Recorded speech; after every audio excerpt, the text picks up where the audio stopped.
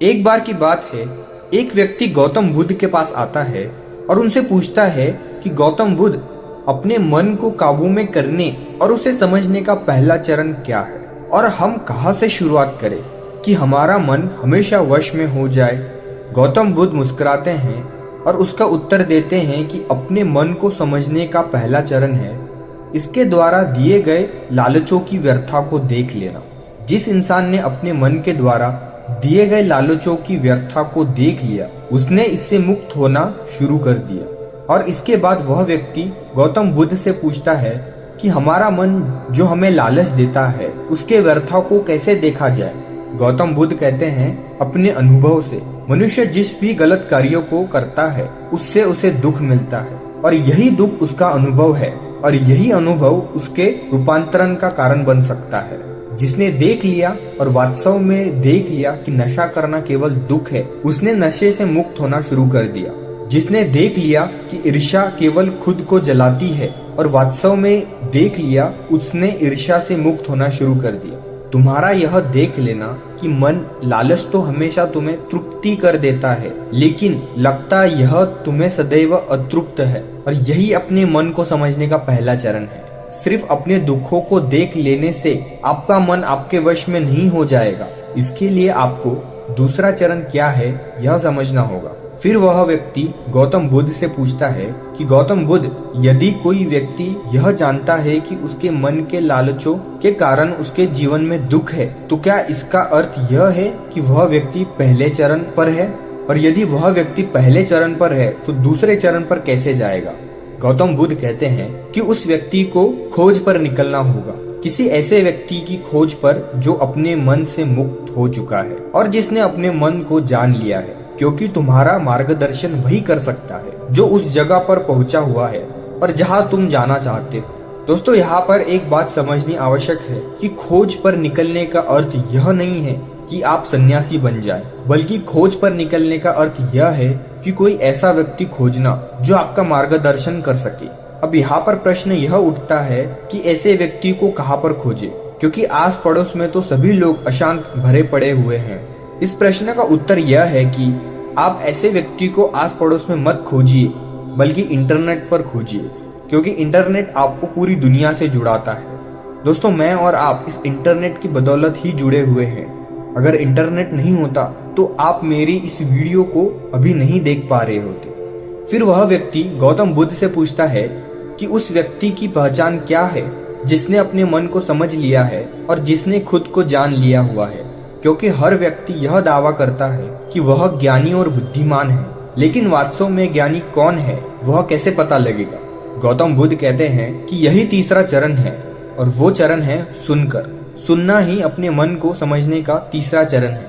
उसके बाद वह व्यक्ति गौतम बुद्ध से पूछता है कि क्या देखकर यह पता नहीं किया जा सकता, क्योंकि आपको देखकर ही पता लगता है कि आप एक महात्मा हो। गौतम बुद्ध कहते हैं कि देखने में तो कोई व्यक्ति बहुत शांत लग सकता है, लेकिन भीतर से वह क्या है यह इसके शब्द ही बता सकते हैं। लेकिन ध्यान रहे कि शब्दों पर ही विश्वास एकदम से नहीं कर लेना है। किसी भी बात पर विश्वास आपको तब कर लेना है जब वह तुम्हारा अनुभव बन जाए। गौतम बुद्ध के द्वारा कही गई इस बात को मैं आपको थोड़ा और आसान भाषा में समझाने की कोशिश करता हूँ। दोस्तों, कोई कहता है कि ध्यान करना अच्छा है और कोई कहता है ध्यान करना बुरा है। ये दोनों ही अतीय है। अगर आप अभी ध्यान को अच्छा मानते हैं तो आप बहुत जल्द ही उसे बुरा मानने लग जाएंगे, और यही हमारे मन की चाल है। तो अब आपके मन में सवाल उठा होगा कि कैसे? तो उसका उत्तर है कि ध्यान की शुरुआत में आपको आनंद नहीं मिलेगा, बल्कि बोरियत महसूस होगी। और आपका विश्वास क्या था कि ध्यान अच्छा है, लेकिन आपको अनुभव क्या हो रहा है कि ध्यान बोरियत भरा है। तो धीरे धीरे आपका विश्वास बदलने लगेगा। पहले आप ध्यान को अच्छा मानते थे, लेकिन अब आप ध्यान को बुरा मानने लग जाएंगे। आप एक अति से दूसरे अति पर पहुंच जाएंगे, और यह हमारे मन की चाल है। हमारा मन हमें अतियों में ही भटकाता रहता है, और अगर आप ध्यान को बुरा मानते हैं तो आप कभी भी ध्यान करेंगे ही नहीं। अब कहानी में वापस लौटते हैं और अच्छे से समझते हैं कि अपने मन को समझने का तीसरा चरण क्या है। गौतम बुद्ध कहते हैं कि किसी भी बात पर विश्वास तब तक नहीं करना है जब तक वह तुम्हारे विवेक की कसौटी पर खरी न उतर जाए, और इसके लिए कर्म करना आवश्यक है, और कर्म ही अपने मन को समझने का चौथा चरण है। अगर आप ध्यान कमाना चाहते हैं तो आपको सही दिशा में कर्म करना आवश्यक है। ठीक उसी प्रकार अगर आप खुद को जानना चाहते हैं तो आपको सही दिशा में कर्म करना आवश्यक है। वह आदमी गौतम बुद्ध से पूछता है कि सही दिशा में कर्म करते वक्त आदमी क्या गलती कर सकता है। गौतम बुद्ध कहते हैं कि केवल 2 गलतियां कर सकता है। पहली गलती है शुरुआत न करना, और दूसरी गलती है पूरा रास्ता तय न करना। और इन दोनों गलतियों के पीछे हमारे मन की चाल होती है। कोई सोचता है कि मैं शुरुआत कल से करूंगा, और कोई सोचता है कि शायद मैं सफल न हो पाऊंगा। इन दोनों ही गलतियों को व्यक्ति जागरूकता की कमी के कारण करता है। बिना जागरूकता के व्यक्ति का मन उसे सही दिशा में चलने ही नहीं दे सकता, और जागरूकता ही अपने मन को समझने का 5वां चरण है। इसीलिए दिन के हर एक क्षण को जागरूकता के साथ जियो। कोई भी कार्य करो तो उसे जागरूकता के साथ करो। अगर सांसें भी लो तो उसे जागरूकता के साथ लो। बिना जागरूकता के साथ जिया गया एक भी क्षण मृत्यु के समान है। और ध्यान रहे कि जागरूकता बिना ध्यान के संभव नहीं है। वह व्यक्ति गौतम बुद्ध से पूछता है, गौतम बुद्ध, अपने जागरूकता के स्तर को कैसे बढ़ाया जा सकता है। गौतम बुद्ध कहते हैं कि ध्यान के द्वारा, और ध्यान ही 6वां चरण है। यदि सीधे शब्दों में कहा जाए तो ध्यान ही वह नाव है जिस पर बैठकर मन रूपी नदी को पार किया जा सकता है। लेकिन ध्यान तक पहुंचने के लिए शुरुआती के 5 चरण बहुत आवश्यक है। और फिर वह व्यक्ति महात्मा बुद्ध को धन्यवाद कर वहां से चला जाता है। अभी मैं आपको बताऊंगा कि अपने मन को काबू में कैसे करें। पहले आप ये समझो, हमारे अंदर जानकारी जाने के 5 द्वार है। वो है आँख, कान, नाक, जीभ और त्वचा। इन्हें हम 5 इंद्रियों से भी जानते हैं। बहुत सारी गलत जानकारी हमारे भीतर जाने के कारण हमारा मन हमारे वश में नहीं है। अगर हम अपने मन को अपने वश में करना चाहते हैं तो हमें बहुत सारी सही जानकारी इस मन को देनी होगी। कम से कम उतनी सही जानकारी जितनी गलत जानकारी हमारे भीतर पहले से पड़ी हुई है। सही जानकारी और गलत जानकारी के बीच का अंतर समझिए। सही जानकारी वो है जो आपको आपके लक्ष्य की तरफ ले जाए, और गलत जानकारी वो है जो आपको आपके लक्ष्य से भटकाए।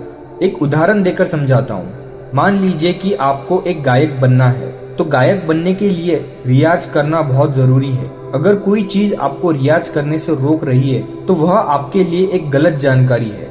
तो अपने मन को कंट्रोल करने के लिए आपके पास एक लक्ष्य का होना बहुत जरूरी है, क्योंकि अगर आप अपने मन को कहीं पर जाने से रोक दोगे तो उसे कहीं पर तो भेजना ही पड़ेगा। अगर आपके पास लक्ष्य है तो आपको सबसे पहले क्या करना है, यह ध्यान से समझ लीजिए। सबसे पहले इस चिंता को छोड़ दीजिए कि कितनी गलत जानकारी आपके भीतर जा चुकी है। आपको बस इतना करना है कि आपके 5 इंद्रियों द्वारा, यानी कि जहाँ से जानकारी भीतर प्रवेश करती है वहां पर जागरूकता का पहरा लगा देना है। कोई भी जानकारी आपके भीतर अनजाने में प्रवेश ना करे। फिर आप सकारात्मकता को ले। सकारात्मकता को लेने के बहुत सारे तरीके हैं। पहला तरीका है कि आप अच्छे लोगों की संगत में रहिए और उन्हें ऑब्जर्व करके उनसे सीख सकते हैं। अब ये सही लोग आपके पास हो सकते हैं या नहीं भी। आप इंटरनेट, बुक्स, वीडियो के द्वारा इनकी संगत कर सकते हैं, या बियॉन्ड इंस्पिरेशन यानी हमारे चैनल के वीडियोस देखकर भी आप सकारात्मकता को ले सकते हैं। अभी हमारा मन गलत जानकारी में उलझा हुआ है जो अनजाने में हमारे भीतर चली गई हुई है, जिसके कारण हम अक्सर कहते हैं कि हमारा मन हमारे वश में नहीं है और हमारा मन किसी भी काम में नहीं लगता है। हमें यह समझना चाहिए कि मन हमारा है, हम मन के नहीं हैं। वही सुनो जो आपके लक्ष्य से जुड़ा हुआ है, वही देखो जो आपके लक्ष्य से जुड़ा हुआ है, और वही पढ़ो जो आपके लक्ष्य से जुड़ा हुआ है, वही चखो जो आपके लक्ष्य से जुड़ा हुआ है। मैं आपको एक उदाहरण देता हूँ। अगर आपका लक्ष्य खिलाड़ी बनना है तो आपको वही चीजें खानी चाहिए जो आपको खिलाड़ी बनाए। मन पर नियंत्रण रखने के लिए इंद्रियों पर संयम आवश्यक है, और संयम के लिए अनुशासन आवश्यक है, और अनुशासन के लिए एक सही निर्णय आवश्यक है जो आपको अभी लेना है। अगर वीडियो अच्छा लगा हो तो लाइक करना और चैनल को सब्सक्राइब करना मत भूलना।